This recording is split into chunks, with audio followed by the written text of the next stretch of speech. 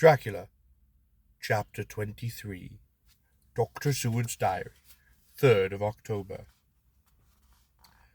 The time seemed terribly long whilst we waited for the coming of Goldham and Quincy Morris. The professor tried to keep our minds active by using them all the time. I could see his beneficent purpose by the side glances which he threw from time to time at Harker. The poor fellow is overwhelmed in a misery that is appalling to see. Last night he was frank, happy-looking man. Young, strong, youthful face, full of energy, and with dark brown hair.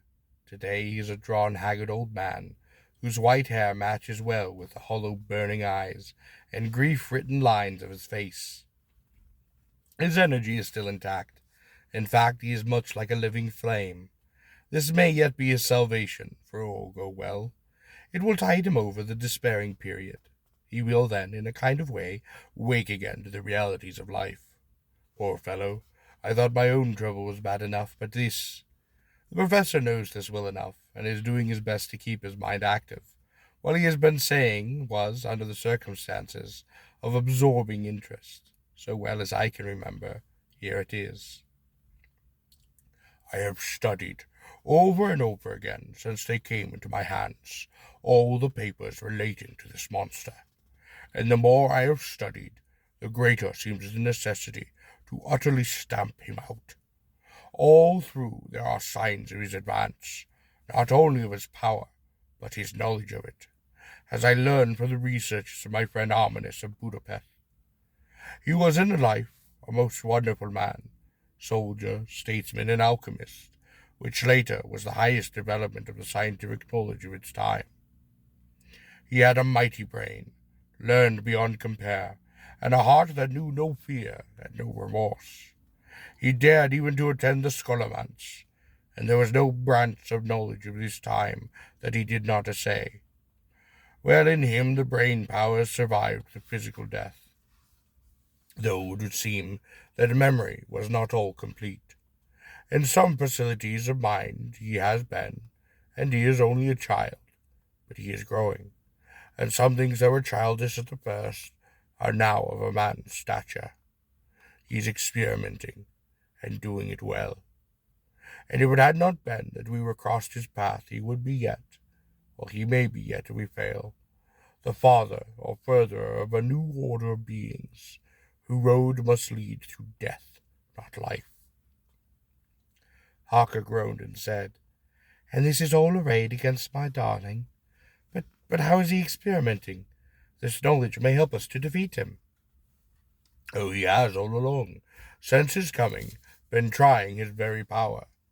Slowly but surely, that big child brain of his is working. Well for us, as it is yet a child's brain. For had he dared at the first to attempt certain things, he would long ago have been beyond our power. However, he means to succeed, and a man who has centuries before him can afford to wait and to go slow. Festina lente may well be his motto." "I fail to understand," said Harker wearily. "Oh, do be more plain to me. Perhaps grief and trouble are dulling my brain." The professor laid his hand tenderly on his shoulder as he spoke. "Ah, my child, I will be plain. Do you not see how of late this monster has been creeping into knowledge experimentally? How he has been making use of the Zoophagous patient to effect his entry into friend John's home? For your vampire, though in all afterwards he can come when how he will, must be the first to make entry only when asked thereto by an inmate. But these are not his most important experiments. Do we not see how first all these so great boxes were moved by others? He knew not then but what must be so. But all the time the so great a child of brain of his was growing, and he began to consider whether he might not himself move the box. So he began to help. And then, when he found that this be all right, he tried to move them alone. And so he progresses, and he scatters these graves of his, and none but he know where they are hidden. He may have intended to bury them deep in the ground, so that he only use them in the night, or at such time as he can change form. They do him equal well, and none may know these are his hiding place. But, my child, do not despair. This knowledge came to him just too late. Already all of his lairs but one be sterilized. As for him, and before the sunset, this shall be so. Then he shall have no place where he can move or hide. I delayed this morning so that we might be sure. Is there not more at stake for us than for him? Then why not be even more careful than him? By my clock it is 1 hour, and already, if all be well, friend Arthur and Quincy are on their way to us. Today is our day. We must go sure, if slow, and lose to no chance. See, there are 5 of us, when those absent ones return. Whilst he was speaking, we were settled by a knock at the hall door. The double postman's knock of the telegraph boy.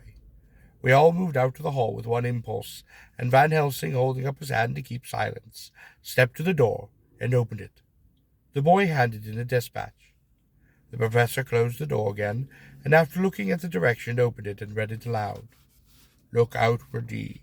He has just now, 12:45, come from Carfax hurriedly, and hastened towards the south. He seems to be going the round, and may want to see you. Mina. There was a pause, broken by Jonathan Harker's voice. Now, God be thanked. We shall soon meet. Van Helsing turned to him quickly and spoke. God will act in his own way in time, but do not fear, and do not rejoice as of yet, for what we wish of all the moment may be our own undoing. I care for nothing now, he answered haughtily, except to wipe out the brute from the face of creation. I would sell my soul to do it. Oh, hush, hush, my child, said Van Helsing. God does not purchase souls in this wise, and the devil, though he may purchase, does not keep his faith. God is merciful and just. He knows your pain and devotion to your dear Madam Mina. Think you how her pain would be doubled, did she but hear your wild words? Do not fear any of us. We are all devoted to this cause, and today shall see the end. The time is coming for action. Today this vampire is limited to the powers of man. Until sunset, he may not change. It will take him time to arrive here. See, it is 20 minutes past 1, and there are yet some times before he can hither come. But he never so quick. What he must hope for is that my Lord Arthur and Quincy arrive first. About half an hour before he had received Miss Harker's telegram, there came a quiet, resolute knock at the door. It was just an ordinary knock, such as given hourly by thousands of gentlemen, but it made the professor's heart and mind beat loudly. We looked all at each other, and together moved out into the hall. Each held ready to use our various armaments, the spiritual in the left and the mortal in the right. Van Helsing pulled back the latch, and holding the door half open, stood back, having both hands ready for action. The gladness of our hearts must have shone upon our faces, when on the step, close to the door, we saw Lord Godalming and Quincy Morris. They came quickly in, closing the door behind them, the former saying as they moved along the hall, "It's all right. We found both places, 6 boxes in each, and destroyed them all." "Destroyed?" asked the professor. "Well, for him." We were silent for a moment, and then Quincy spoke. There's nothing to do but to wait here. If, however, he doesn't turn up by 5 o'clock, we must start off, for it won't do to leave Miss Harker alone after sunset. "He will be here before long now," spoke Van Helsing, who had been consulting his pocketbook. "Not a bean. In Madam's telegram, he went south from Carfax. That means he went to cross the river. He can only do so at slack a tide, which should be some time before 1 o'clock. Then he went south as a meaning for us. He has as of yet only suspicious, and he went from Carfax first to the place where he would suspect interference least. You must have been at Bromsey on a short time before him. That he is not here already shows that he went to Mile End next. This took him some time, for he would then have to be carried over the river in some way. Believe me, my friends, We shall not have long to wait now. He should have ready some plan of attack, so that we may throw away no chance. Hush! There is no time now. Have all of your arms and be ready." He held up a warning hand as he spoke, for we all could hear a key softly inserted in the lock of the hall door. I could not but admire, even at such a moment, the way in which dominant spirit asserted itself. In all of our hunting parties and adventures in different parts of the world, Quincy Morris has always been the one to arrange the plan of action, and Arthur and I accustomed to obey him implicitly. Now the old habit seemed to be renewed instinctively. With a swift glance around the room, he at once laid out a plan of attack, and without speaking a word, with gestures only, placed us each in position. Van Helsing, Harker, and I just behind the door, so that when it was opened, the professor could guard it whilst we two stepped between the intercom and the door. Godalming behind, and Quincy in front, stood just out of sight, ready to move in from the window. We waited in suspense that made the seconds pass with nightmare slowness. The slow, careful steps came along the hall. The Count was evidently prepared for some surprise, or at least he feared it. And suddenly, with a single bound, he leapt into the room, winning a way past us before any of us could raise a hand to stay him. There was something quite panther-like in the movement, something so inhuman, and it seemed to sober us all from the shock of his coming. The first to act was Harker, who with a quick movement threw himself before the door leading into the room in the front of the house. As the Count saw us, a horrible sort of snarl passed over his face, showing the eye-teeth long and pointed. But the evil smile as quickly passed into a cold stare of lion-like disdain. His expression again changed, as with a single impulse we all advanced upon him. It was a pity that we had not some better organized plan of attack, for even at that moment I wondered what we were to do. I did not myself know whether our lethal weapon would avail us anything. Harker evidently meant to try the matter, for he had ready his great kukri knife, and made a fierce and sudden cut at him. The blow was definitely a powerful one. Only the diabolical quickness of the Count's leap back saved him. A second lance and the trenchant blade had shorn through his heart. As it was, the point just cut the cloth of his coat, making a wide gap, whence a bundle of banknotes and a stream of gold fell out. The expression of the Count's face was quite hellish, that for a moment I feared for Harker. Though I saw him throw the terrible knife aloft again for another stroke, I instinctively moved forward with a protective impulse, holding the crucifix and wafer in my left. I felt a mighty power fly along my arm, and as without surprise I saw that the monster cower back before a similar movement made spontaneously by each one of us. It would be impossible to describe the expression of hate and baffled malignity, of anger, hellish rage, which came over the Count's face. His waxen hue became greenish-yellow by the contrast of his burning eyes. The red scar on his forehead showed on the pallid skin like a palpitating wound. This next instant, with a sinuous dive, he swept under Harker's arm, ere his blow could fall, and, grasping a handful of money from the floor, dashed across the room, threw himself at the window, and amid the clash and glitter of falling glass, he tumbled into the flagged area below. Through the sound of the shivering glass, I could hear the ting of the gold as some of the sovereigns fell upon the flagging. We ran and saw him springing unhurt from the ground. He, rushing up the steps, crossed the flagged yard and pushed open the stable door, and there he turned and spoke to us. "Oh, you think to baffle me, you with your pale faces all in a row, like sheep in a butcher's. You shall be sorry yet, each one of you. You think you have left me without a place to rest, but I have more. My revenge is just begun. I spread it over centuries. Time is upon my side. Your girls that you all love are mine already, and through them you and others shall yet be mine. My creatures, to do my bidding and be my jackals when I want to feed." With a contemptuous sneer, he paused quickly through the door, and we heard the rusty bolt creak as he fastened it behind him. A door beyond opened and shut. The first of us to speak was the professor, as realizing the difficulty of following him through the stable, we moved towards the hall. Well, we have learned something much, notwithstanding his brave words. He fears us. He fears time. He fears want. For if not, why he hurries so? His very tone betray him, or my ears deceive.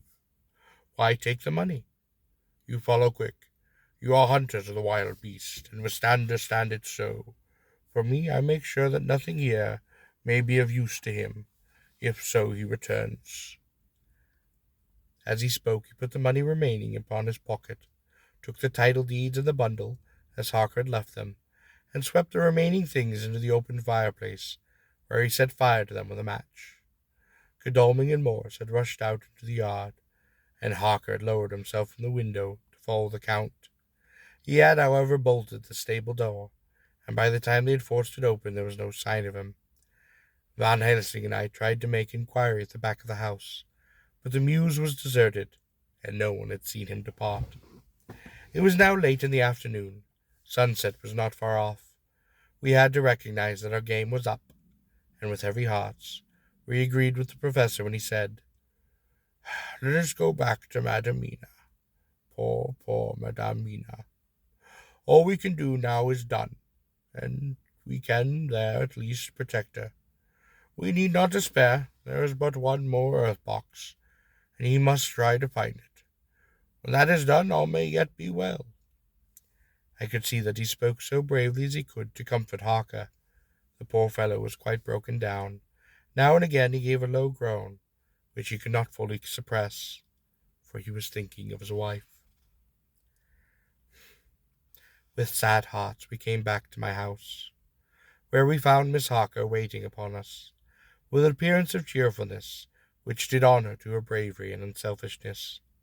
When she saw our faces, her own became pale as death. For a second or two her eyes were closed, as if in secret prayer. Then she spoke ever so cheerfully. "Oh, I can never thank you all enough. Oh, my poor darling." As she spoke, she took her husband's grey head in her hands and kissed it. "Lay your poor head here and rest it. All will yet be well, dear. God will protect us, if he so will it in his good intent." The poor fellow only groaned. There was no place for words in his sublime misery. We had a sort of perfunctory supper together, and I think it cheered us all up somewhat. It was, perhaps, the mere animal heat of food to hungry people, for none of us had eaten anything since breakfast, or the sense of companionship may have helped us. But anyhow, we all were less miserable. We saw the morrow as not altogether without hope. True to our promise, we told Miss Harker everything which had passed, and although she grew snowy white at times when danger had seemed to threaten her husband, and red at others when his devotion to her was manifest, she listened bravely and with calmness. When we came to the part where Harker had rushed the Count so recklessly, she clung to her husband's arm and held it tight as though her clinging could protect him from any harm that might come. She said nothing at all till the narration was all done, and matters had been brought right up to the present time. Then, without letting go of her husband's hand, she stood up among us and spoke. And oh, that I could give any idea of the scene, of that sweet, sweet, good woman, in all her radiant beauty of youth and animation, with the red scar upon her forehead, of which she was quite conscious, and which we saw with the grinding of our own teeth, remembering hence and where and how it had come. Her loving kindness against our own grim hate, her tender faith against all our fears and doubting, and we, knowing that so far as symbols went, she, with all her goodness and purity and faith, was an outcast from God. "Jonathan," she said, and the words sounded like music upon her lips. It was so full of love and full of tenderness. "Jonathan, dear, and you all, my true, true friends, I want you to bear something in mind through all this dreadful time. I know that you must fight, that you must destroy, even as you destroyed the false Lucy, so the true Lucy might live hereafter. But this is not a work of hate. That poor soul who has wrought all this misery is the saddest case of all. Just think what will be his joy when he too is destroyed in his worser part, that his better part may have spiritual immortality. You must be pitiful to him too, though it may not hold your hands from his destruction." As she spoke, I could see her husband's face darken and draw together, as though the passion in him were shriveling his being to its core. Instinctively the clasp on his wife's hand grew closer, till his knuckles looked white. She did not flinch from the pain which I knew she must have suffered, but looked at him with eyes that were more appealing than ever. As she stopped speaking, he leapt to his feet, almost tearing his hand from hers as he spoke. "May God give him that my hand just for long enough to destroy the earthly life of him which we were aiming at. If beyond it I could send his soul for ever and ever to burning hell, I would do it.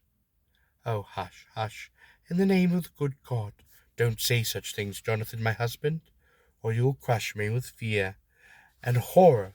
Just think, my dear, I have been thinking all this long, long day of it, that perhaps some day I too may need such pity, and that someone like you, and with equal cause for anger, may deny it to me. Oh, my husband, indeed, I would have spared you such a thought had there been another way, but I pray that God may not have treasured your wild words, except as a heart-broken wail of a very loving and sorely stricken man. O God, let these poor white hairs go in evidence of what he has suffered, who all his life has done no wrong, and on whom so many sorrows have come." We men were all in tears now. There was no resisting them, and we wept openly. She wept too, to see that her sweeter counsels had prevailed, and her husband flung himself upon his knees beside her. Putting his arms around her, he hid his face in the folds of her dress. Van Helsing beckoned to us, and we stole out of the room, leaving the two loving hearts alone with their God. Before they retired, the professor fixed up the room against any coming of the vampire, and assured Miss Harker that she might rest in peace. She tried to school herself to the belief, and manifestly for her husband's sake tried to seem content. It was a brave struggle, and was, I think and believe, not without its reward. Van Helsing had placed at hand a bell, which either of them was to sound in case of emergency. When they had retired, Quincy, Godalming, and I arranged that we should sit up, dividing the night between us, and watch over the safety of our poor stricken lady. The first watch falls to Quincy, so the rest of us shall be off to bed as soon as we can. Godalming has already turned in, for this is the second watch, and now that my work is done, I too shall go to sleep.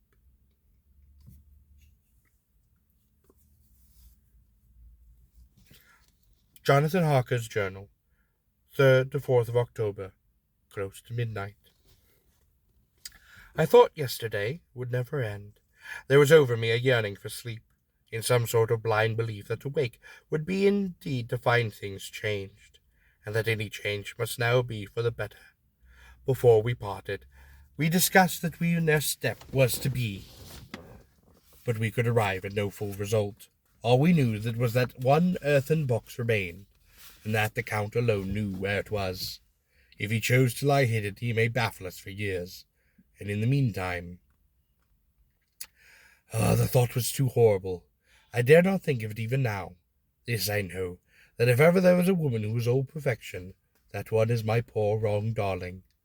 I love her 1,000 times more for her sweet pity of last night, a pity that made my own hate of the monster seem despicable. Surely God will not permit the world to be the poorer by the loss of such a creature. This is a hope to me. We are all drifting reefwards now, and faith is our only anchor. Thank God Mina's sleeping, sleep without dreams, for I fear what her dreams would be like, with such terrible memories to ground them in.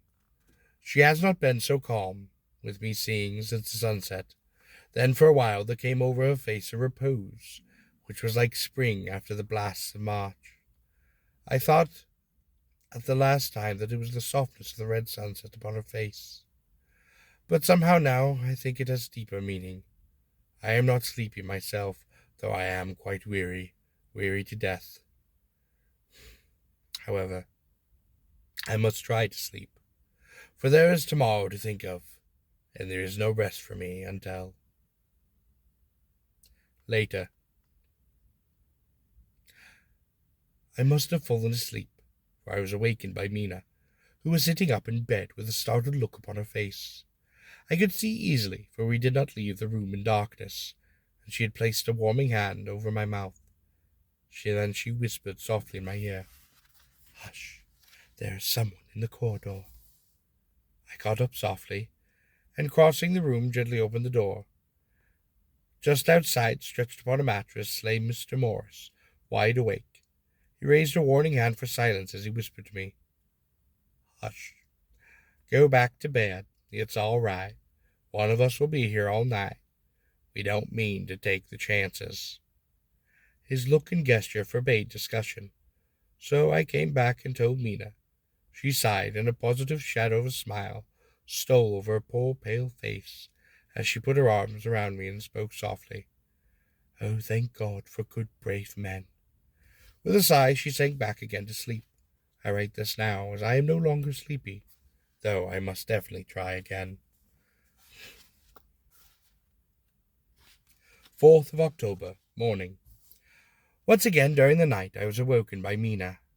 This time we had all had a good sleep, for the grey of the coming dawn was marking the windows into sharp oblongs, and the gas flame was like a speck rather than a disk of light. She spoke to me hurriedly. "Go, call the professor. I must see him at once." "Why?" I asked. "I have an idea. I suppose it must have come in the night, and matured with my knowing it. He must hypnotize me before the dawn. Then I shall be able to speak. Go quick, dearest. The time is getting close." I went to the door, and Dr. Seward was resting on the mattress. Seeing me, he sprang to his feet. "Is anything wrong?" he asked in alarm. "No," I replied.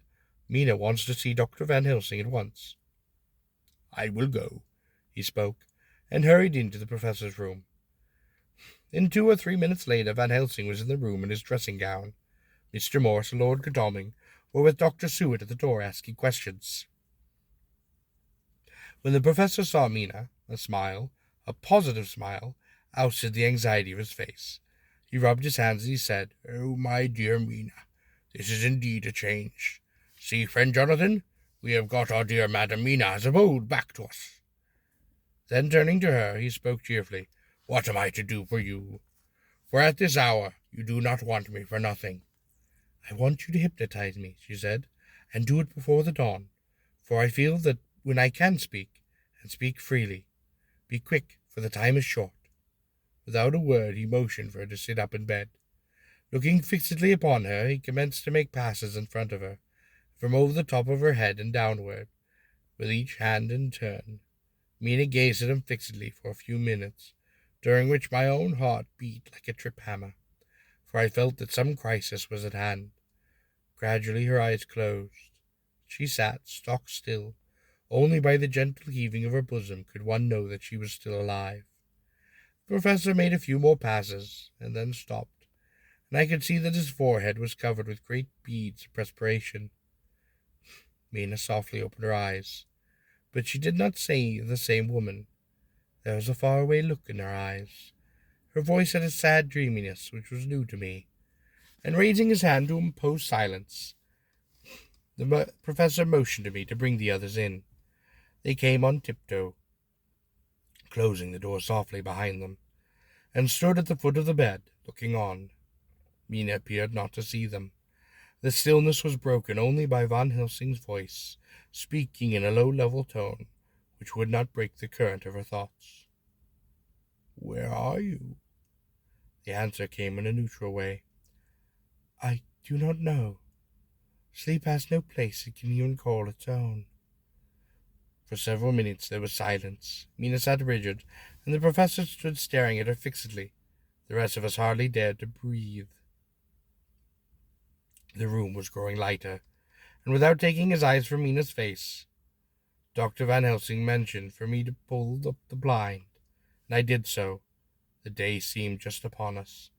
A red streak shot up, and a roxy light seemed to diffuse itself through the room. On the instant, the professor spoke again. "Where are you now?" The answer came dreamily, but with intention. It were as though she were interpreting something. I have heard her use the same tone when reading her shorthand notes. I do not know. It is all strange to me." "What do you see?" "I can see nothing. It is all dark." "What do you hear?" I could detect the strain in the professor's patient voice. The lapping of water. It's gurgling by. Little waves leap. I can hear them on the outside. "Then you are on a ship." We all looked at each other, trying to glean something each from the other. We were afraid to think, but the answer came quick. Oh, yes." "What else do you hear?" The sound of men stamping overhead as they run about. There is the creaking of a chain, the loud tinkle as the check of the captain falls into the ratchet. "What are you doing?" I am still. Oh, so still. I am death. The voice faded away into a deep breath, as if one sleeping, and the open eyes closed again. By this time the sun had risen, and we were all in the full light. By day, Dr. Van Helsing placed his hands upon Mina's shoulders, and laid her head down softly upon her pillow. She lay like a sleeping child for a few moments, and then, with a long sigh, she awoke, and stared in wonder to see us all around her. "Have I been talking in my sleep?" was all she said. She seemed, however, to know the situation without telling, though she was eager to know what she had said. The professor repeated the conversation, and she spoke. "Then there is not a moment to lose. It may not be yet too late." Mr. Morse and Lord Godalming started for the door, but the professor's calm voice called them back. "Stay, my friends. The ship, wherever it was weighing anchor while she spoke. There are many ships weighing anchor at the moment in your so great a port of London. Which is it that you seek? God be thankful that we once again a clue, though whether it may lead us we know not. We have been blind somewhat, blind after the manner of men, since when we can look back to see what we might have seen, looking forward, if we have been able to see what we might have seen, alas. But that sentence is a puddle, is it not? We can know now that in the Count's mind, when he seized the money, through Jonathan so fierce a knife put him in the danger that even he dread. He meant escape. Hear me, escape.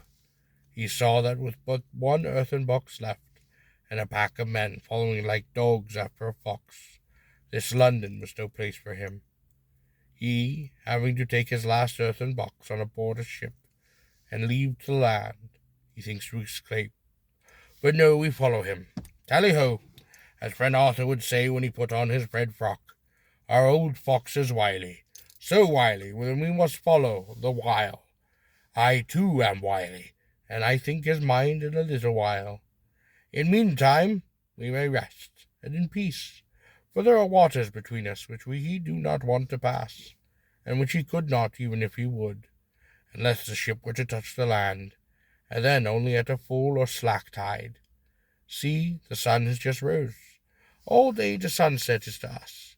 Let us take a bath, let us dress, and have breakfast which we will all need, and which we can eat comfortable, since she be not on the same land with us." Mina looked at him appallingly as she asked, "But why need he seek him further, when he has gone away from us?" He took her hand and patted it as she replied, "Ask me nothing as of yet. When we have breakfast, then I shall answer the questions." He would say no more, and we separated each to dress.